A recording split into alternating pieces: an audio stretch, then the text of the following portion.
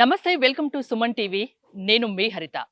ఇప్పుడు నేను మల్కాజ్గిరి నియోజకవర్గానికి వచ్చాను. భారతదేశంలోనే అతిపెద్ద లోక్సభ నియోజకవర్గం మల్కాజ్గిరి. ఎప్పుడు ఎలక్షన్స్ జరిగినా అందరి చూపు మల్కాజ్గిరి వైపే ఉంటుంది. ఇక్కడ ప్రధానంగా బీజేపీ, కాంగ్రెస్, బీఆర్ఎస్ మధ్య పోటీ నెలకొని ఉండగా ఎన్నో సామాజిక సేవా కార్యక్రమాలు చేస్తున్న ఒక సామాన్యుడు స్వతంత్ర అభ్యర్థిగా బరిలోకి దిగుతున్నారు. ఆయనే పెండ్యాల వైష్ణవి ప్రసాద్.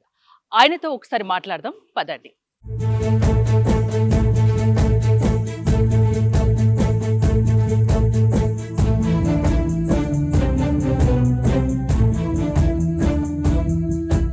వైష్ణవి ప్రసాద్ గారు నమస్తే అండి. నమస్కారం. వైష్ణవి క్యాటర్స్ వైష్ణవి ప్రసాద్గా అందరికీ సుపరిచితం. ఎన్నో సామాజిక సేవా కార్యక్రమాలు చేస్తున్నారు. ఎంతో మంది వందలాది మందిని చదివించి ప్రయోజకుల్ని చేశారు. మీ ఇంట్లో ఉంచుకొని మరి పిల్లలకి చదువు నేర్పిస్తున్నారు. మీ సొంత పిల్లలుగా చూసుకుంటున్నారు. ఎన్నో సామాజిక సేవా కార్యక్రమాలు చేస్తున్న మీరు సడన్గా రాజకీయాల్లోకి ఎందుకు రావాలనుకున్నారు? నా పేరు పెండ్యాల శేషసాయి వరప్రసాద్. వైష్ణవి ప్రసాద్ అంటేనే అందరికీ నేను సుపరిచితం. ఈ వైష్ణవి క్యాటర్స్ సంస్థని పెట్టిన తర్వాత నన్ను అందరూ వైష్ణవి ప్రసాద్ గారిని పిలవడం అనేది మొదలైంది. నేను రాజకీయాల్లోకి రావడానికి ముఖ్యమైన కారణం, ఈ రోజుల్లో సామాన్యుడు పోటీ పడలేకపోతున్నాడు. రాజకీయం అంటే భయపడుతున్నారు అనమాట. సో వాళ్ళల్లో ఒక ధైర్యం కల్పించడం కోసం నేను ఎందుకు చేయకూడదు అని నాలో నేను సంకల్పించి నేను ధైర్యంగా ముందుకు వచ్చి ఒక సామాన్య వ్యక్తులకి సపోర్టింగ్గా నిలబడితే బాగుంటుందనే ఉద్దేశంతో ఒక సామాన్య వ్యక్తిగా నేను ఈ రాజకీయాల్లోకి రావాలని నిర్ణయించుకున్నాను. మీ వెనకాల ఎవరున్నారు? అసలు వైష్ణవి ప్రసాద్ బ్యాక్గ్రౌండ్ ఏంటి? నాకు బ్యాక్గ్రౌండ్ అంటే ఏం లేదు. నా వెనకాల ఆదిశంకరాచార్య వారు ఉన్నారు. ఆయన ఆశీస్సులతోటి, ఆయన ధైర్యంతో నేను ఈరోజు ఈ రాజకీయాల్లోకి రావాలని నేను సంకల్పించుకున్నాను. ప్లస్ నా వెన్నంటే సామాన్య పౌరులందరూ ఉంటారని నాకు ఒక ధైర్యం ఉంది. ఎందుకంటే 40 ఏళ్ళుగా ఏ పార్టీ లీడర్ లేని విధంగా ఈ మల్కాజ్గిరి పార్లమెంట్ నియోజకవర్గంలోనే నేను నివసించడం వలన అందరికీ సుపరిచితండి వైష్ణవి ప్రసాద్గా. అదే నా ధైర్యం. వైష్ణవి ప్రసాద్ అంటే నేను వచ్చినప్పటి నుంచి చాలామందితో మాట్లాడాను, విన్నాను. చాలా సౌమ్యుడు అంటున్నారు. అంత సౌమ్యుడిగా ఉన్న మీరు రాజకీయాల్లో నెగ్గుకు రాగలరా? చేస్తున్న ప్రయత్నం దానికోసమే. అంటే సౌమ్యంగా ఉన్న మనం ఎందుకు రాజకీయాల్లో నెగ్గుకు రాలేం? నెగ్గుకు వచ్చి దాన్ని నిరూపించవలసిన ఒక భారతదేశ పౌరుడిగా నాకు ఆ బాధ్యత ఉంది. ఎందుకంటే రాజకీయం అంటే ఇవాళ రేపు ఒక దౌర్జన్యం, డబ్బుతో కూడినట్టుగా ముడిపట్టేసి ఉన్నాయి. ప్రతి సామాన్య పౌరుడు కూడా భయపడుతున్నాడు రాజకీయాల్లో రావడానికి. సో వాళ్ళకి ఆ ధైర్యం కలిగించాలి అంటే సౌమ్యంగా ఉన్న మనం ఎందుకు రాకూడదని నేను తలంచి నేను రావాలని నిశ్చయించుకున్నాను. రాజకీయాల్లోకి రావాలనుకున్నారు, సరే. చాలా పార్టీలు ఉన్నాయి. మిగతా ఆ పార్టీలకు వెళ్ళే ఆలోచన ఇప్పుడు చేయలేదా? మీరు స్వతంత్రంగానే ఎందుకు పోటీ చేయదలుచుకున్నారు? పార్టీల మీద ఏంటంటే ఒక నమ్మకం పోయింది నాకు. ఏ పార్టీ ఎవరు టికెట్ ఇస్తుందో తెలియదు. అవతల పార్టీలో ఉన్న వ్యక్తి వాళ్ళ ఇక్కడ దూకంగానే ఇక్కడ టికెట్ ఇస్తుంది. ఇక్కడ ఉన్న పెద్ద పార్టీలకి వేరే దాంట్లోకి వెళ్ళగానే వాళ్ళు టికెట్లు ఇస్తున్నారు. అంటే పార్టీలకే వాళ్ళకు సిద్ధాంతం అంటూ లేదు. అప్పుడు పార్టీల చుట్టూ తిరిగి నా టైం వేస్ట్ చేసుకునే కన్నా నాకంటూ కొంతమంది ప్రజలతోటి మద్దతు ఉన్నప్పుడు ఎందుకు నేను స్వతంత్రంగా ఇండిపెండెంట్గా రాలేను అని నాలో ఒక తలంపు వచ్చింది అనమాట. సో ఇండిపెండెంట్గా మనం వచ్చే ధైర్యం ఉన్నప్పుడు పార్టీలను పట్టుకుని వేలాడే కన్నా మనం ప్రూవ్ చేసుకుంటే ఇంకా కొంతమంది యువత రేపొద్దున కార్పొరేషన్ ఎలక్షన్స్లో ముందుకు రావడానికి ధైర్యం చేస్తారు. కొత్తగా వచ్చే యువతకు మీ సపోర్ట్ ఉంటుందా?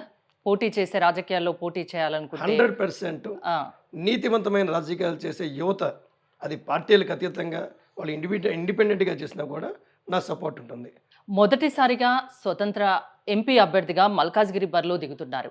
మీరు ఎంచుకున్నది మామూలు నియోజకవర్గం కాదు, దేశంలో ఏషియాలోనే అతిపెద్ద లోక్సభ నియోజకవర్గం.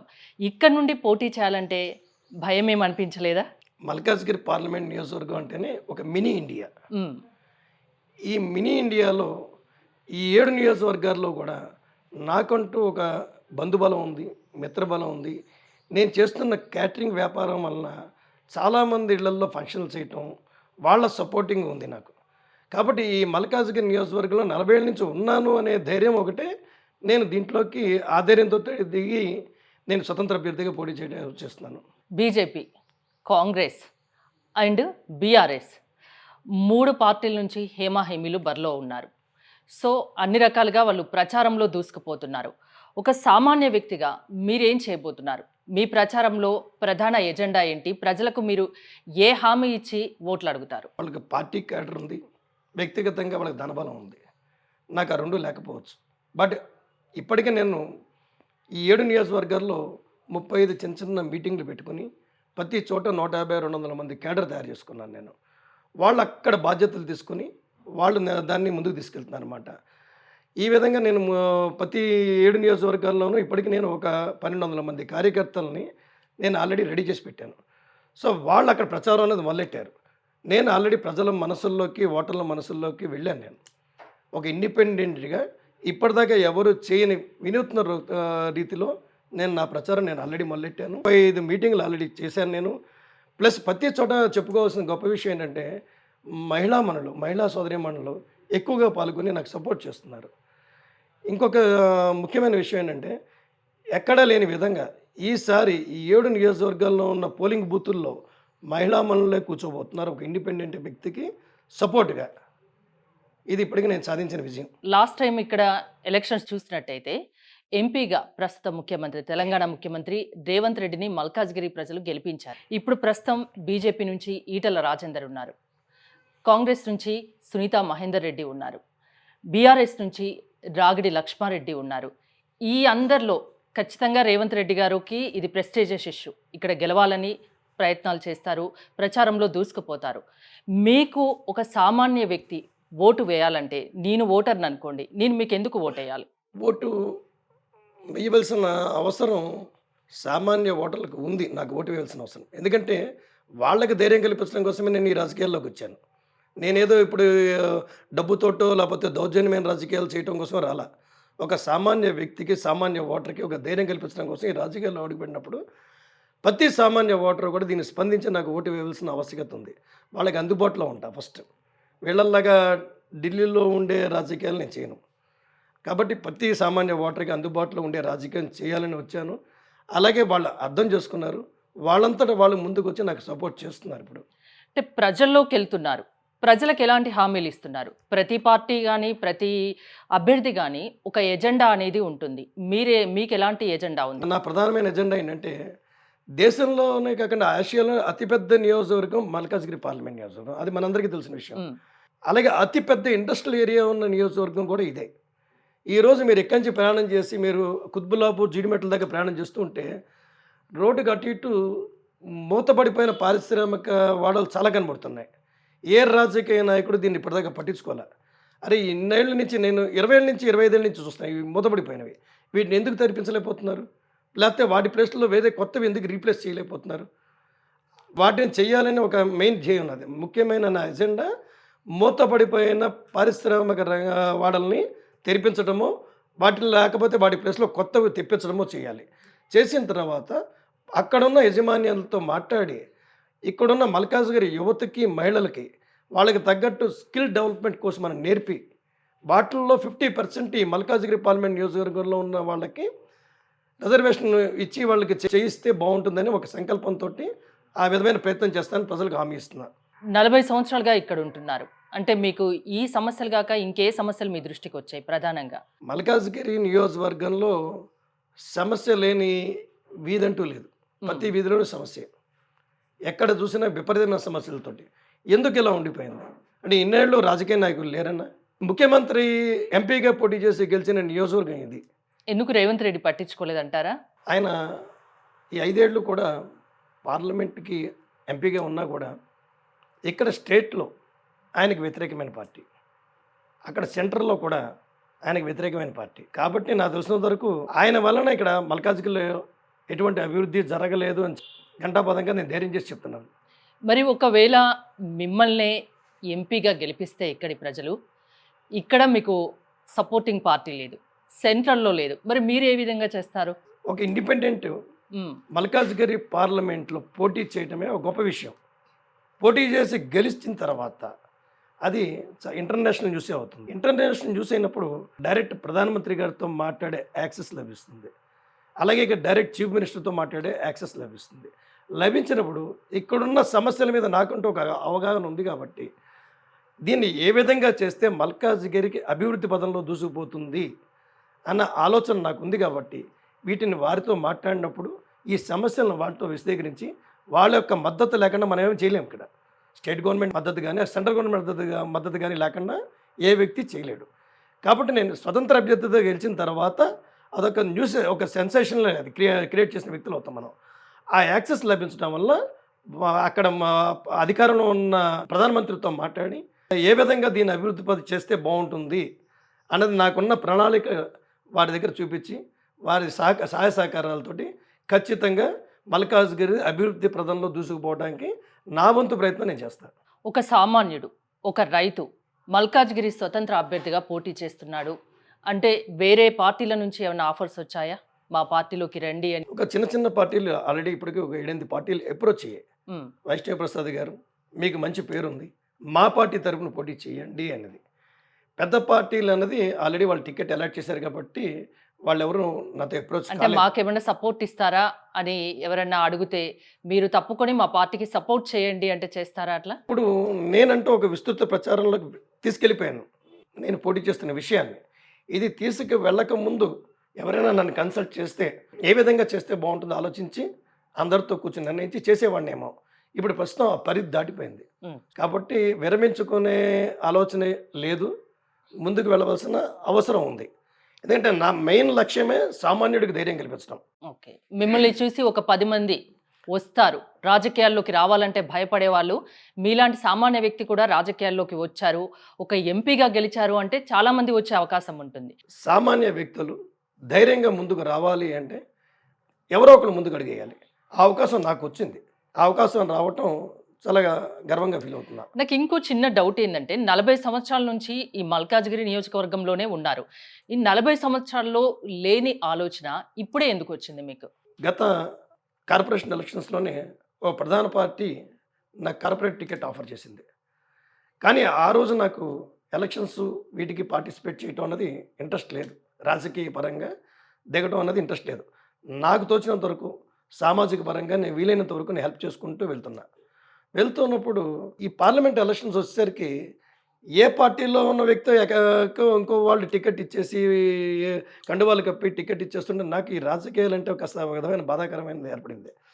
సో దీంట్లో మనం ఎందుకు ప్రయత్నం చేయకూడదు, మనం ఎందుకు సక్సెస్ కాలేము అని ఒక స్వతంత్ర అభ్యర్థిగా పోటీ చేస్తే బాగుంటుందని ఒక ఆలోచనతో నేను ఈ మల్కాజ్గిరి పార్లమెంట్ తీసుకున్నాను. రేపొద్దున గెలిస్తే నా పరిధి దాటి ఇంకా నేను హెల్ప్ చేయడానికి అవకాశం ఉంటుందని ఒక తలంపు మెయిన్. అలాగే ప్రతి సామాన్య వ్యక్తికి ఓ ధైర్యం కలిగించడం.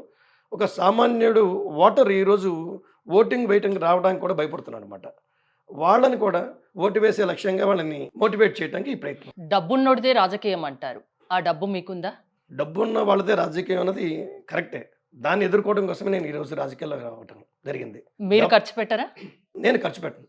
గవర్నమెంట్ ఎంత డిక్లేర్ చేస్తుందో దాని బిలో లోపలే ఖర్చు పెట్టి రాజకీయం చేయాలి అనుకున్నాను. రాజకీయాలు, ఓట్లు అంటేనే ఓటర్లను ప్రలోభాలకు గురి చేస్తూ ఉంటారు. చాలా చోట్ల మనం చూస్తున్నాం, నిత్యం చూస్తూనే ఉంటాం, ప్రతి ఎలక్షన్స్లో చూస్తున్నాం. సో మీరు ఏ విధంగా ఓటర్లను దారికి తెచ్చుకుంటారు? ఈ ప్రలోభ రాజకీయాలకి ఈ ఓటర్లని దూరం పెట్టాలని ఏకైక లక్ష్యంతో నేను ఈరోజు ఈ రాజకీయాల్లోకి రావడం జరిగింది. ప్రలోభ పెట్టే కన్నా ఓటర్ల మనసులను గెలుచుకోవడం గొప్ప అని నేను ఆశిస్తున్నాను. ఆ విధంగా నేను ముందుకు వెళ్ళి ప్రతి ఓటర్ని కలిసి వారితోటి మమేకమై ఒక సామాన్య వ్యక్తిగా ముందుకు వెళ్తున్నాను. ఆ విధంగా నాకు ఆ విధమైన సపోర్టింగ్ అని ఉంది. ఈరోజు 2000, 3000కి అమ్ముడిపోయి ఓటు వేయటం వలన మళ్ళీ 5 ఏళ్ళు మనకు ఆ రాజకీయ నాయకుడు పట్టించుకునేంత దూరంలో ఉంటున్నాడు. 3000 రూపాయలు 365 రోజులు లెక్కెడితే మనకి ఎంత వస్తుందండి? మ్యాక్సిమం 15 రూపాయలు రోజు కూలి కింద కడుతుంది. డబ్బులకు లొంగకండి అంటున్నారు, అంతేనా? డబ్బుకు సంబంధించి డబ్బుకి లొంగకుండా నిజాయితీగా నిజాయితీగా ఓటు వేసినప్పుడే మన రాష్ట్రాన్ని కానీ మన దేశాన్ని కానీ లేకపోతే మన పార్లమెంటు లేకపోతే మన పరిధి మేర ఏదైనా అభివృద్ధి చేసుకోవడానికి అవకాశం అనేది ఉంటుంది. ఎందుకంటే రేపొద్దు నా రాజకీయ నాయకుడిని మన గట్టిగా నిలదీసి నాకు ఈ అభివృద్ధి కావాలి, ఈ రోడ్డు కావాలి, లేకపోతే ఈ విధమైన డెవలప్మెంట్ కావాలి అని అడిగే ధైర్యం అనుకుంటుంది. మీరు ఎప్పటికీ ఒకవేళ ఎంపీగా గెలిచినా కూడా ఇంతే నిజాయితీగా మాట్లాడతారా? ఖచ్చితంగా మీరు ఎప్పటికీ అంటున్నారు. అది 100% ఏ రోజుకి కూడా నేను మారను. ఉమ్. నేను ఇంకా మనుషులను మార్చడానికి ప్రయత్నం చేస్తాను కానీ నిజాయితీగా ఉండవలసిన అవసరం ఉంది. నిజాయితీకరమైన రాజకీయాలు చేయటం వలన పబ్లిక్ కూడా అది చూసి రాజకీయ నాయకులను చూసి వాళ్ళు కూడా చక్కగా అలా ఉంటే అంటే మన యథా రజ తథా ప్రజ అంటారు. అలా మనం ఎలా ఉండగలుగుతామో మనకు ఓటేసే వ్యక్తులు కూడా మన చూసి అది నేర్చుకుంటారని నా సంకల్పం. ముందుగా చెప్పినట్టు వైష్ణవి క్యాటర్స్, వైష్ణవి ప్రసాద్ అంటే చాలా మందికి తెలుసు. మీరు దాని ద్వారా డబ్బు సంపాదించారు. అది కూడా అంటే మీ ఇంటికి వచ్చాను కదా, కనీసం ఒక ఏసీ కూడా నాకు ఎక్కడ కనిపించలేదు. చాలా సింపుల్గా middle class, below middle class లాగా మీరు బతుకుతున్నారు. మీరు కొనుక్కోవాలంటే కొనుక్కోగలరు. చాలామందిని అంటే చదువు కొనలేని వాళ్ళను మీ ఇంట్లో పెట్టుకొని మరి చదివించి వాళ్ళను ఇంజనీర్లు చేయడం, డాక్టర్లు చేయడం అంటే రియల్లీ గ్రేట్. ఎందుకు మీకు అంత హుందాగా బతకాలని లేదా? నాకు ఎందుకంటే చిన్నప్పటి నుంచి కూడా నేను ఒక సామాన్యమైన లైఫ్ గడపడంలో అలవాటైపోయింది నాకు. ఉమ్. నేను వేసే ప్యాంటు షర్టు 3 రోజులు వేస్తాను. ఉమ్. ఎందుకంటే ఈ రోజు వేసుకునే స్థితిలో ఉన్నా కూడా అది ఇస్త్రీ చేసి ఉతికి ఇస్త్రీ చేస్తే దానివల్ల ఒక ₹100 ఖర్చు అవుతుంది. ఆ ₹100 మనం ఎవరికైనా ఫీజు కట్టొచ్చు, లేకపోతే ఒక బుక్ కొనొచ్చు, పెన్సిల్ కొనొచ్చు అనే తలంపే నాకు ఉంటుంది కానీ మనం ఏ రోజుగా రోజు నీట్గా తిరగాలి లేదా లగ్జరీగా బతకాలి అని లేదు. అంటే మనము ఎంత సంపాదించుకున్నా మనము ఎలా బతకాలి దాన్ని బట్టి మన లైఫ్ స్టైల్ అనేది ఉంటుంది. నాకు అనిపించింది మీ దగ్గర పైన మీ బిల్డింగ్‌లో పిల్లల్ని చదివిపిస్తున్నారు. వాళ్ళు కాలేజ్‌కి వెళ్ళేటప్పుడు వాళ్ళకు స్వయంగా మీరు కూడా వంట చేసి పెడతారంట కదా! సో, అంటే మన పిల్లలకు మనం చేసుకోవడమే కష్టం. అలాంటిది వేరే వాళ్ళ పిల్లల్ని మీ ఇంట్లో పెట్టుకొని చదివించడం అంటే చాలా గ్రేటు. మీ ఫ్యామిలీ సపోర్ట్ మీకుందా ఇలా చేస్తున్నందుకు? ఫ్యామిలీ సపోర్ట్ లేకపోతే మనం చేయటం చాలా కష్టమైంది. అంటే అంటే మీకు కూడా పిల్లలు ఉన్నారు కదా! ఒక అబ్బాయి, ఒక అమ్మాయి కదా! సో, చిన్నప్పుడు వాళ్ళేమంటారు? మీకు ఉదాహరణ చెప్పాలంటే మా ఆ! మా అబ్బాయి చిన్నప్పుడు వాడికి 3 ఇయర్స్ 4 ఇయర్స్ ఉన్నప్పుడు వాడికి యాపిల్ పళ్ళు కొనిచ్చేవాడిని. వాడు దాన్ని తీసుకొని మా రోడ్డు మీద గేదెలు తోలుకుంటూ వెళ్ళి ఒక ముసలాయన వెళ్తుండేవాడు. హ్మ్. వాడు పండు తీసుకెళ్ళి తాతకి ఇచ్చేసేవాడనమాట. ఇస్తుంటే నాన్న నీకని కొనిచ్చాను కదా! అలా ఇచ్చేస్తే ఎట్లారా అంటే, నాన్న నాకు కొనివ్వడానికి నువ్వున్నావు. ఆ హ్మ్. తాతకి ఎవరు లేరు. తాతకిస్తే ఆనందపడతాడు కదా! అంటే తోలుకెళ్తాడు గేదెల్ని. ఓకే. మీలానే మీ అబ్బాయి కూడా ఇంకా. మా అబ్బాయికి మీ చిన్నప్పటి అబ్బాయిని నుంచి చూసి మీరు నేర్చుకోవాలని. ఆ! అది. ఒక ఓకే. విధంగా ఈరోజు మనం పెద్దలను చూసి పిల్లలన్నాక పిల్లల్ని చూసి పెద్దలు నేర్చుకోవాల్సిన అవసరం ఏర్పడుతుంది. సో, నా పిల్లల్లో అలాంటి లక్షణాలు ఉండటం నేను గర్వంగా ఫీల్ అవుతున్నా. ఓకే. మీకు ఫ్యామిలీ సపోర్ట్ కూడా బాగా ఉంది కనుక ఇన్ని సేవా కార్యక్రమాలు, ఇంతమందిని చదివించగలుగుతున్నారు. ఇన్ని సేవా కార్యక్రమాలు చేయగలుగుతున్నారు. ఇంకోటి చాలా వందలాది గోవుల్ని కూడా పెంచుతున్నారు కదా మీరు? అవును. మీరు సొంత కుటుంబ సభ్యుల్లాగా చూసుకుంటారు కదా? నేను బూరుగుగూడెం చాటరేయ మండలంలో అక్కడ నాకు ఒక 25 ఎకరాల వ్యవసాయ క్షేత్రం ఉంది. ఆ వ్యవసాయ క్షేత్రానికి వెళ్తున్నప్పుడు ఒకరోజు ఆవుల్ని కబేళాకి తరలిస్తున్న 4 ఆవులు నా కంటపడ్డాయి. నాకు బాధ అనిపించిందన్నమాట. ఈ ఆవులను రక్షించకపోతే గోమాత, భూమాత అన్నారు. హ్మ్. భూమాత రక్షించబడాలంటే గోమాత అనేది ఉండాలి. అది నాకు చిన్నప్పటి నుంచి నాకుంది. ఆ గోవుల్ని రక్షించవలసిన బాధ్యత ఇది హిందువుల యొక్క ధర్మమే కాదు. ప్రతి భారతీయుడిగా ధర్మం ఏంటంటే గోవును రక్షించవలసిన ఆవశ్యకత. ఆల్రెడీ సైంటిఫిక్‌గా మనకి ఈరోజు ప్రూవ్ అయింది. గోవు ఉన్న ప్రదేశంలో ఆక్సిజన్ లెవెల్స్ హ్మ్. చక్కగా బాగా ఎక్కువ ఉంటుంది. అది నేను చాలా చోట్ల చూశాను నేను. అప్పుడు నేను ఆ 4 ఆవులను రక్షించి నా వ్యవసాయ క్షేత్రంలో పెట్టడం పెట్టిన తర్వాత ఆ 4 ఈరోజు 75 ఆవులైనాయి. ఆ 75 ఆవులకి తోటి నేను ఇప్పటికి కూడా వాటి పాల కన్నా ఇక్కడ కూడా ఫ్రీ డిస్ట్రిబ్యూషన్ అంట మిల్క్ మీరు. ఫస్ట్ అక్కడ నాన్న 75 ఆవులతోటి ఆవు పేడ, ఆవు మూత్రంతోటి నేను నా వ్యవసాయ క్షేత్రంలో కూరగాయలు పండిస్తా. పాడి పండిస్తా, ధాన్యం పండిస్తా. దాని తర్వాత మామిడి తోటలున్నాయి. అవి కూడా వాడి తోటే. ఆ కూరగాయలు నేను ఇక్కడ నా క్యాటరింగ్‌లో కూడా నేను వాడుతూ ఉంటాను. అలాగే ఇక్కడున్న ఆవులు నాకు ఇక్కడ ఒక 3 ఆవులు, 3 దూడలు ఉన్నాయి. అవి రోజు 30 లీటర్లు ఇస్తాయి. హ్మ్. అంటే ఆవుని మన సంపాదన ధ్యేయంగా చూడకూడదు. ఆవు మీద సంపాదన ధ్యేయంగా మనం చేయటం వలన అది నాకు పాపం అనిపించిందన్నమాట. ఆవు పాలని మా లొకాలిటీలో ఈ 30 లీటర్ పాలని నేను రోజుకి సంపాదించడం 30,000 సంపాదించొచ్చు. వాటిని నేను డిస్ట్రిబ్యూట్ చేస్తాను ఫ్రీగా. హ్మ్. నాకంటూ ఒక బిజినెస్ ఉంది. రైతుకు తప్పదు. రైతు ఆవుని రక్షించాలి. ఆవు పాలని వాళ్ళు అమ్ముకోవడం తప్పు కాదు. నాకంటూ కొన్ని బిజినెస్‌లు ఉన్నాయి. ఈ ఈ బిజినెస్‌లో నేను సంపాదిస్తున్నప్పుడు ఆవుని సంపాదన ధ్యేయంగా చూడకూడదు. ఆవుని రక్షించాలి. గోమాతను రక్షిస్తే భూమాతను కాపాడిన వాళ్ళం ఉంటాం. భూమాత ఉంటే మన అందరం ఉంటాం. మీరు రూ. 10 సంపాదిస్తే రూ. 9 సేవా కార్యక్రమాలకే ఖర్చు పెట్టేటట్టున్నారు. అంతేనా? ఆ! నాకు చేస్తున్న కొద్దీ భగవంతుడు ఇస్తున్నాడు. హ్మ్. నా దగ్గర డబ్బులయిపోతే నేను మళ్ళీ ఆయనకేసి అలా చూస్తాను. హ్మ్. ఆ విచిత్రం ఏంటో అయిపోయిన మరుక్షణం ఎక్కడో చోటు నుంచి ఏదో విధంగా నాకు ఆ డబ్బు ఆయన చేత సృష్టించబడుతుంది. చాలా తక్కువ టైం ఉంది పోలింగ్‌కి. ఈ తక్కువ టైంలో మీరు ఎలా ప్రచారంలో దూసుకుపోగలరు? ఒక స్వతంత్ర అభ్యర్థికి చాలా తక్కువ టైం వాళ్ళ సింబల్ తీసుకెళ్ళటానికి లభిస్తోంది. దాని గురించి ఇండిపెండెంట్‌గా పోటీ చేయటానికి ధైర్యం చేయలేకపోతున్నారు. నాకంటూ ఒక వైష్ణవి ప్రసాద్‌కి ఒక పేరు ఉండటం వలన ఆ బ్రాండ్ తోటి నేను ఇప్పుడు ప్రచారం చేసుకుంటున్నా. రేపు నామినేషన్ వేసిన తర్వాత స్క్రూటినీ అయిన తర్వాత సింబల్ అనేది ఎలక్ట్ చేస్తున్నారు.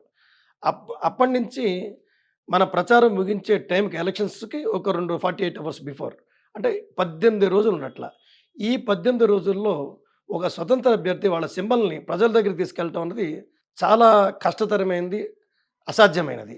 కాబట్టి ప్రతి ఒక్కరు ఇది ఆలోచించవలసిందే. ఇండిపెండెంట్ అభ్యర్థి కూడా పోటీ చేయాలని ముందుకు వచ్చినప్పుడు వారికంటూ గుర్తు ముందుగానే కేటాయిస్తే బావుంటుందని నేను రాజ్యాంగ అత్యున్నత పదవిలో ఉన్న వారిని నేను అభ్యర్థిస్తున్నాను. ఎందుకంటే స్వతంత్ర అభ్యర్థిగా పోటీ చేయాలి అంటే ఎవరికైనా ఆ 30 డేస్ టైంలో వాళ్ళ సింబల్‌ని తీసుకెళ్ళగలుగుతాం గానీ, 15 రోజుల టైంలో సింబల్‌ని అందులో అతిపెద్ద నియోజకవర్గం ఈ మల్కాజ్గిరి పార్లమెంట్. 35,00,000 మంది మనసుల్లోకి, వాళ్ళ మైండ్‌లోకి మన గుర్తుని తీసుకెళ్ళడం అన్నది చాలా దుర్లభమైంది. ఇది అందరూ ఆలోచించవలసిన విషయం. ఇప్పుడున్న పరిస్థితుల్లో సోషల్ మీడియా, వాట్సాప్‌లు లేకపోతే YouTube channels or print media and electronic media దీని ద్వారా తీసుకెళ్ళవలసిందే గానీ, స్వతంత్ర అభ్యర్థి లేతే ఇంతమందిని రీచ్ అవ్వడం అనేది చాలా కష్టం. మరి ఈ షార్ట్ టైంలో మీ ప్రణాళిక ఏంటి? అదే నేను మీకు చెప్పాను కదమ్మా! హ్మ్. Print media, electronic media, social media ద్వారానే నాకు గుర్తు వచ్చిన తర్వాత దానిని తీసుకెళ్ళవలసిన అవసరం ఉంది. నాకంటూ నేను వైష్ణవి ప్రసాద్‌గా ఉండటం వల్ల, ఒక బ్రాండ్ ఉండటం వల్ల ఇప్పటికి ఒక 35 మీటింగులు ఏ ఇండిపెండెంట్ వ్యక్తి కూడా చేసి ఉండరని నేను అనుకుంటున్నా. ప్రతి నియోజకవర్గంలోనూ 3, 4 ప్లేసెస్‌లో ఒక 150 మంది కార్యకర్తలతోటి మీటింగ్ పెట్టుకొని వాళ్ళని సన్నిద్ధం చేశాను. వాళ్ళు ఆల్రెడీ వాళ్ళ పరిధిలో వాళ్ళు తిరుగుతూ వైష్ణవి ప్రసాద్ అనే బ్రాండ్‌ని వాళ్ళు క్రియేట్ చేస్తూ ఇంకా తీసుకువెళ్తున్నారు జనాల్లోకి. మీ ఇంటికి వచ్చాక కొంతమంది వచ్చారు. వాళ్ళతో కూడా నేను మాట్లాడాను. అంటే చాలా స్వచ్ఛందంగా మీ నిజాయితీ నచ్చి, మీ సేవా కార్యక్రమాలు నచ్చి, మీ దగ్గరికి వచ్చి మీకు సపోర్ట్ చేస్తున్నారు. ఇలాంటి వాళ్ళందరిని చూస్తుంటే మీకు సంతోషంగా ఉంది గదా! చాలా ఆనందకరంగా ఉంది. ఆ! నాకు పరిచయం లేని వ్యక్తులు వారి ఇంటి బిడ్డగా నన్ను స్వీకరించి నా కోసం ప్రచారం చేయటం కోసం రావటం అన్నది చాలా గర్వంగా ఉంది, ఆనందకరంగా ఉంది. ఇలాంటి వ్యక్తులు నాకు వేలల్లో ఉన్నారు. ఓకే. ఇది ఇలాంటి అవకాశం ఎటువంటి అభ్యర్థికి లభించి ఉండదని నేను అనుకుంటున్నాను. వైష్ణవి ప్రసాద్‌కి ఎందుకు ఓటేయాలి? మల్కాజ్గిరి ఎంపీ అభ్యర్థిగా పోటీ చేస్తున్న, స్వతంత్ర అభ్యర్థిగా పోటీ చేస్తున్న వైష్ణవి ప్రసాద్‌కి. పార్లమెంట్‌లో హ్మ్. సామాన్యుడి గొంతు వినిపించాలి అంటే సామాన్యుడే గెలవాలి. అసామాన్యులను దూరం పెట్టి మనకి అందనంత దూరంలో ఉన్న వాళ్ళకి దూరంగా జరిగి ఒక సామాన్య వ్యక్తిగా నన్ను మీరు మీకు స్వీకరించి మీరు నాకు ఓటు వేసి గెలిపించాలని ప్రతి ఒక్క సామాన్య ఓటర్‌కి నేను చేతులెత్తి నమస్కరిస్తూ తెలుపుకుంటున్నా. గెలిస్తే మీరు ముందు చేసే పనేంటి? మల్కాజ్గిరి వాసుల కోసం. ముఖ్యంగా వాళ్ళకి అందుబాటులో ఉండే రాజకీయమే చేస్తా గానీ, అందనంత దూరం వెళ్ళే రాజకీయాలు చేయను నేను. నా ప్రథమ లక్ష్యమే సామాన్యుడికి మన అందినంత దూరంలో ఉండాలి. వాళ్ళ కలలు నెరవేరాలంటే వాళ్ళతో మమేకమై, వాళ్ళకి కావాల్సింది మనం పరిష్కరించగలిగితేనే వాళ్ళు ఆనందపడతారు. వాళ్ళు ఆనందంగా ఉంటే దేశం బాగుపడుతుందని నా మెయిన్. మీరు ఇంటింటికి ప్రచారాన్ని నిర్వహిస్తున్నారు. సో, మీరెళ్ళినప్పుడు ఇక్కడ ఈ మల్కాజ్గిరి నియోజకవర్గంలో మీకు ఎటువంటి సమస్యలు ప్రధానంగా కనిపించాయి? వాళ్ళ నుంచి విన్న సమస్యలేంటి? ముఖ్యంగా మల్కాజ్గిరి పార్లమెంట్‌లో సమస్య లేని ప్రాంతం అంటూ లేదు. సమస్యలతో కూడి నిండిపోయిన నియోజకవర్గం ఏదైనా ఉంది అంటే అతిపెద్ద నియోజకవర్గం మల్కాజ్గిరి పార్లమెంట్ నియోజకవర్గం. ఎక్కడికి వెళ్ళినా రోడ్లు అస్తవ్యస్తంగా ఉన్నాయి. ట్రాఫిక్ సమస్య విపరీతంగా ఉంది. దాని తర్వాత అన్‌ఎంప్లాయ్‌మెంట్ సమస్య ఎక్కువగా ఉంది. ఇవన్నీ కూడా ఒక వ్యక్తి చేయటం అనేది చాలా కష్టమైంది. దీనిని మనం గెలిచిన తర్వాత రేపు పార్లమెంట్ సభ్యుడిగా నేను అవుతే దీన్ని పరిష్కరించే దిశగా మనం రాజ్యాంగ పదవిలో అత్యున్నత పదవులతో ఉన్న వాళ్ళ సహకారం తీసుకొని ఈ సమస్యలు పరిష్కరించడానికి నా వంతు ప్రయత్నం నేను చేస్తాను. అంటే ఏ పదవి లేనప్పుడే మీరు సంపాదించి, మీరు కష్టపడి సంపాదించిన దాంట్లో వందలాది మందిని చదివిస్తున్నారు. ఇంకా అనేక సేవా కార్యక్రమాలు చేస్తున్నారు. మీకు పదవొస్తే ఇంకా రెట్టింపు కార్యక్రమాలు ఉంటాయనుకోవచ్చా? ఖచ్చితంగా ఉంటాయి. హ్మ్. ఎందుకంటే పదవి లేనప్పుడు నా పరిధి మేర నేను చేయగలిగాను. నా పరిధిని మించి చెయ్యాలి అంటే నాకంటూ ఒక పదవి ఉంటే బాగుంటుంది అనే ఆలోచనే ఈ గత 4 నెలల క్రితం నాలో కలిగింది. కలిగినందుకు వలన ఈ మల్కాజ్గిరి పార్లమెంట్ నియోజకవర్గానికి ఎన్నుకొని స్వతంత్ర అభ్యర్థిగా పోటీ చేస్తున్నాను.